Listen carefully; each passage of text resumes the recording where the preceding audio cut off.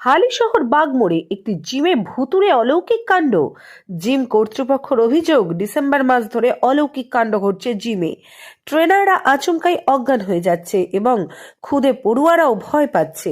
কি বলছেন জিম কর্তৃপক্ষ এবং বাড়ির মালিক, শুনে নেব। Bureau report, news 24 Bangla live. মানুষ কি বলছে না বলছে সত্যি কথা বলতে আমি জানি না, কিন্তু যেটা হচ্ছে আমরা নিজেরাও বুঝতে পারছি না কেন হচ্ছে। স্টাফ একের পর এক অসুস্থ হয়ে যাচ্ছে, আমি অসুস্থ হয়ে গেছি। অসুস্থ ইন দ্য সেন্স পড়ে যাচ্ছে, একটা অদ্ভুত রকমের তারা আচরণ করছে যেটা নর্মাল মানুষে করে না। এখনো অবধি 5-6 জনের হয়েছে, তারা একরকমভাবে পড়ে যাচ্ছে এবং কোথাও না কোথাও আঘাত পাচ্ছে।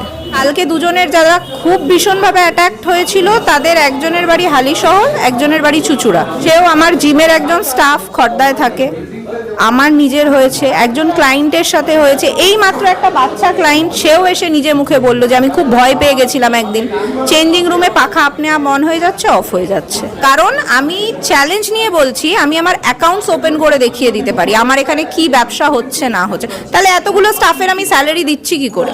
আপনারা স্টাফদের জিজ্ঞাসা করুন কোন মাসে তাদের কোনো স্যালারি ডিউ আছে নাকি, তাহলেই তো ক্লিয়ার হয়ে যাবে। বলে কিচ্ছু নেই এখানে। আমরা এখানে তো প্রথম থেকে যখন এটা ছিলই না, তখন কাজ কর্ম এখানে কমসে কম 2 মাস এদেরই ডেকোরেশনে এখানে 15-16 জন এখানে খাওয়া দাওয়া করছে, থেকেছে বুধবার এখানে করতে হবে। আর এটা তো শুধু ওদের স্টাফদেরই প্রবলেম হচ্ছে, আর কিন্তু কারোর প্রবলেম হচ্ছে না। যারা জিম করছে আর কারোর কিচ্ছু প্রবলেম নেই।